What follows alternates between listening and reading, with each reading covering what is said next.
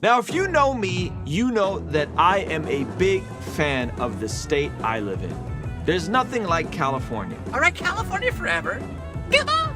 But I would also be a bit disingenuous if I didn't admit that California has gotten a bit goofy lately. From extended and unnecessary lockdowns in the name of following the science, to then ignoring the science and allowing everyone to protest, except protesting the lockdowns. A governor recall that didn't generate any decent competitors but nevertheless happened. High taxes, high homeless rates, a massive gap between the wealthy and the middle class, and now a sanctuary state for the deletion of babies. But it wasn't just the fact that Governor Newsom announced this position of being a sanctuary state.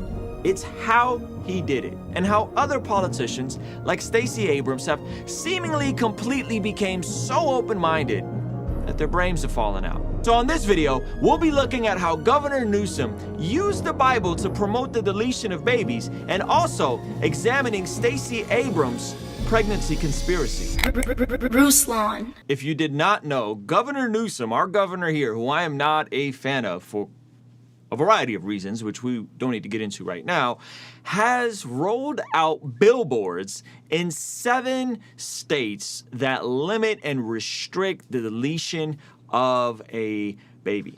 And the state billboards, in promotion of California's advocacy for deleting babies, are wild, okay? So I'm gonna show you guys those, then I'm gonna show you the outlandish statement that Stacey Abrams just made, and then I'll get to a more honest way I feel like folks who are in supporting the deletion of babies can approach this conversation from my perspective.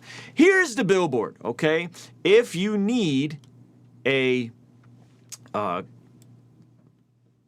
procedure to end the life of a baby, California is ready to help, okay? California is ready to help.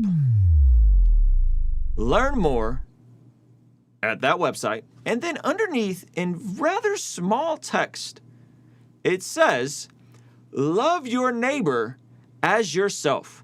There is no greater love than these. Mark 12:31.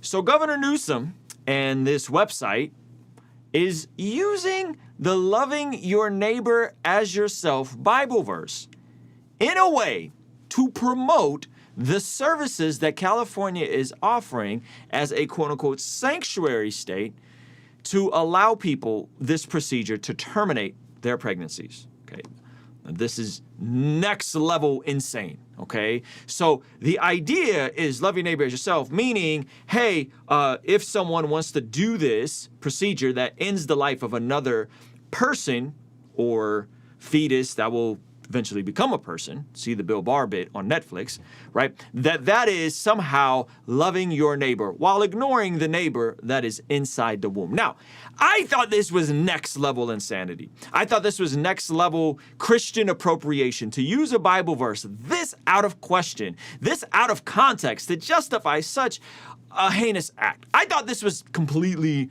asinine, right? And I was disappointed. And I've been, if I'm honest with you, been wrestling with the idea of maybe potentially moving out of the state of California because of goofiness like this. But what happened this morning on Twitter took it to another level in terms of the lunacy around this topic. And again, I'm going to get you to how I think we could have this conversation in a sober, objective way, okay, towards the end of this video. So regardless of where you fall on the spectrum, we're going to look at that. But Stacey Abrams, the gubernatorian, and I emphasize the goober in that, of candidate of Georgia, is making some rather outlandish statements. Now, I don't have the full context, but I don't quite understand what context this can make sense. I, in my sensitivities and proclivity to understand a woman's perspective, even bounce this off of my wife to say, am I missing something? Is there any way this could be justified?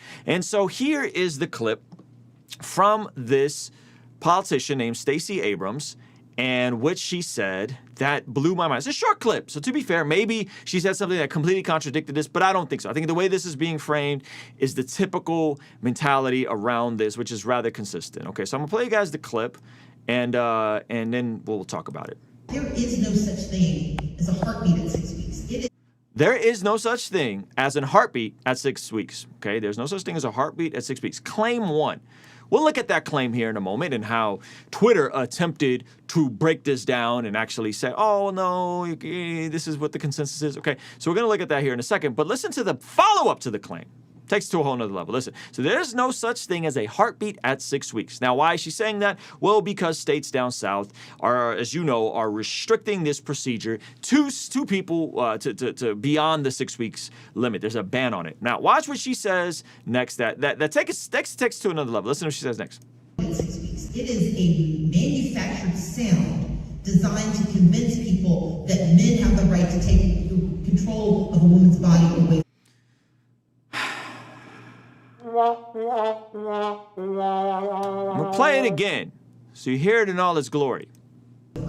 There is no such thing as a heartbeat at 6 weeks. It is a manufactured sound designed to convince people that men have the right to take control of a woman's body away from her. So point one, there's no such thing as a heartbeat at 6 weeks. Now, I have something from Oxford that will challenge this, but we will unpack that idea. Point number two is by far the most outlandish thing I have heard with regards to this conversation. It is a manufactured sound designed to convince people that men have the right to take control of a woman's body. That's wild. That's insane. Now, here is how Twitter, as this was trending, and I believe it's still up on Twitter, here is how Twitter decided to put their fact checkers at even more intense work to come up with this explanation. Okay, so this is what Twitter's saying. Georgia gubernatorial, and I emphasize the goober, candidate Stacey Abrams said there is no such thing as a fetal heart rate at 6 weeks of pregnancy, and doctors agree, the fact checkers agree, one doesn't exist during this early stage of pregnancy. Reports from NBC and NPR confirm. Abrams appeared on a panel at an event in Georgia on Tuesday and discussed various state bans on abortion at 6 weeks. She said there is no such thing as a heartbeat at 6 weeks. It is a manufactured sound designed to convince people that men have the right to take control of a woman's body. Doctors and scientists speaking with NBC News and NPR confirmed that while a fetus has cardiac activity at 6 weeks, a functional heart does not exist yet at this stage. And so somebody, I guess, enlightened me about this, and I get to why I think the first half of this is goofy in a second. And he responded, he said, I think what science means, I think what they mean is that what makes a heartbeat is chambers and valves opening and closing. Okay, that's what makes a heartbeat. At 6 weeks, there are cardiac cells making the electrical activity, but that does nothing to sustain life without formed valves and chambers. This happens 12 to 18 weeks. I said yes, and those cells will grow, just like the rest of the baby. She didn't say that though, sir. Neither did the fact checkers working overtime. Electrical activity is the foundation of what will become the chambers and valves is a heartbeat. Playing semantics ain't it. And that's what this comes down to. We're moving the goalpost to what is and isn't reasonable. So that's the first part. So it's like, we would say, well, yeah, when you go in that early, and to be fair, most women don't go in until 8 or 9 weeks. And the first thing they do is they put you in the machine and they do the whole thing and they give you a picture, but they're listening for the baby's heartbeat. Heartbeat. I've had 2 babies. I didn't have 2 babies. My wife had 2 babies. Both times, it was the heartbeat that they were trying to detect at 8 to 10 weeks. That's usually, I believe, when you first come in. Sometimes as late as 12 weeks. But that is what you're going in to see is the heartbeat. What is going on there? He's saying that, hey, this doesn't happen until 12 to 8 weeks. It doesn't matter. The electrical activity there is going to become a heartbeat. Like the rest of the baby that is there is going to become a human. Okay? The rest of the fetus will become a baby. That baby will become a toddler. That toddler will become a child. The child will become a teenager. That teenager will become a young adult. The young adult will become a fully functioning adult. Just because it's not how it comes out doesn't make it any less of a human and doesn't mean that it lacks any more dignity. So that was the first part. Now let me give you one more source to kind of combat some of the insanity around the first part. This is actually from Oxford. I thought the scientific community, according to Twitter, was unanimous on this. Well, according to Oxford, not quite. First of our 3 billion heartbeats is sooner than we thought. When does our heart rate first start to beat? Until now, researchers thought the first time our heart muscles contracted to beat was at 8 days after conception in mice, which equates to around day 21 in a human pregnancy. Now, a team funded by the British Heart Foundation. This is not a Christian pro-life movement. This is not anyone on the religious right. This is the folks over at the University of Oxford. Okay, they've demonstrated earlier beating of the heart rate in mouse embryos, which, if extrapolated to the human heart, suggests that beating as early as 16 days after conception. In the study, published to the journal eLife, researchers looked at the developing mouse heart and found that muscles started to contract as soon as it formed the cardiac crescent. At early stages in heart development in mice, right, 7.5 days after conception, which is equivalent to 16 days in a human embryo.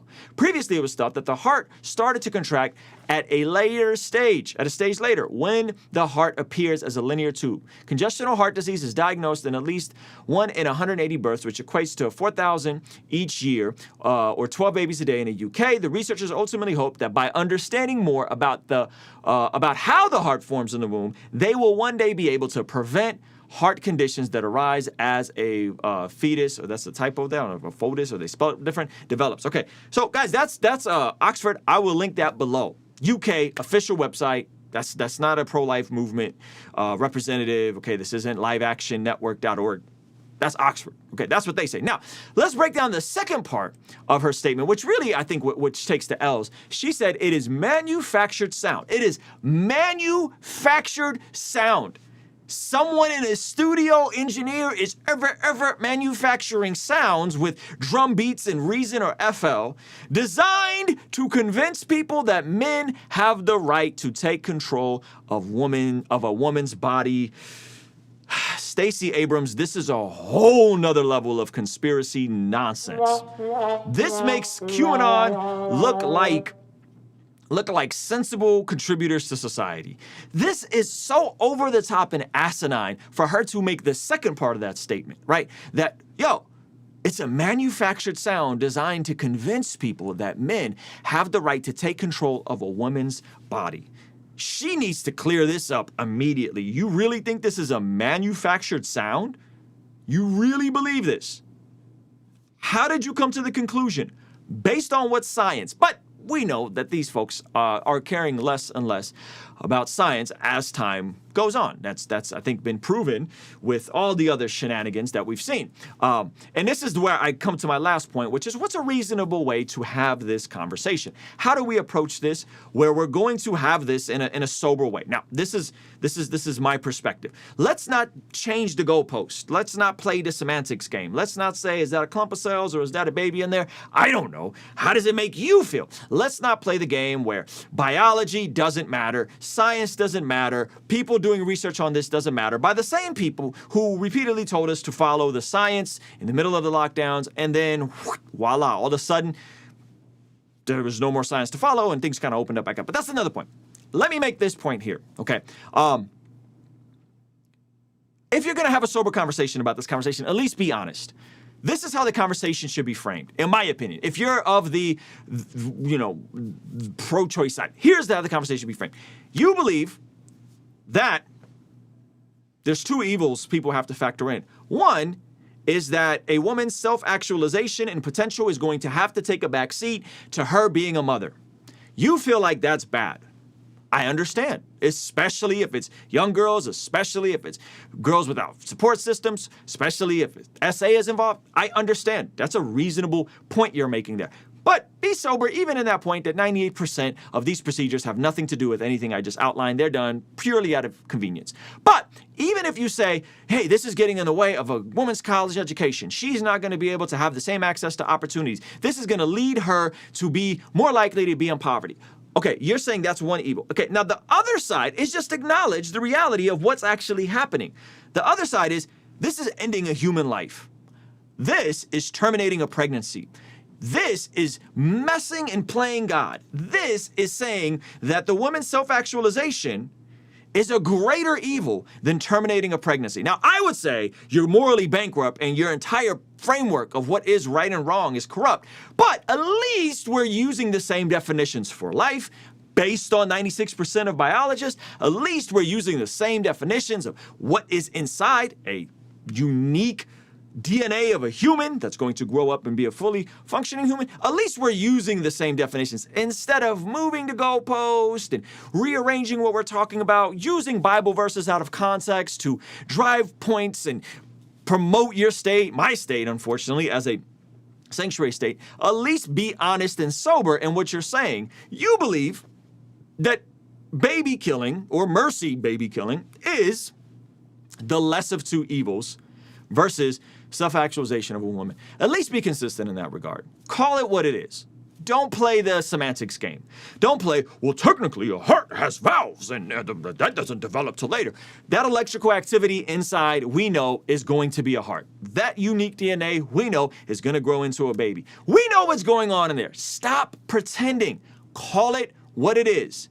And I feel like it would actually do this community a much better job to just be honest and sober. And a lot of them are when you really poke and poke and poke and get to the bottom of it. Instead of saying, well, I don't know. Is it a baby? Is it not a baby? How does it make you feel? Does it make you feel like it's a baby? Well, I guess it's a baby then. Oh, you don't think it's a baby because it's inconvenient to your current season of life? Guess that's not a baby. Do what you will with that, right? Stop it. Just be honest. Just be consistent. And if they were consistent, at least we can get to the root of the issue, which is what is the lesser of two evils. And then we can start addressing all the SA stuff, all the teens and all that kind of stuff. We can get to that and we can address that. We create systems and services to help those people out. But of course, with the way society is, with the way postmodernism is, with the way the definitions of truth is shifting, the goalpost, biology, all these different things, that's not what they're going. They're rather just change definitions and change the science instead of just having a reasonable conversation. And that's unfortunate. So those are my thoughts on this entire conversation. If you guys would like to see when the leading pro-life activist confronted and had a pretty tense conversation with Dr. Phil, I will link that over here. It gets pretty spicy. All right, I will see you over there. Peace.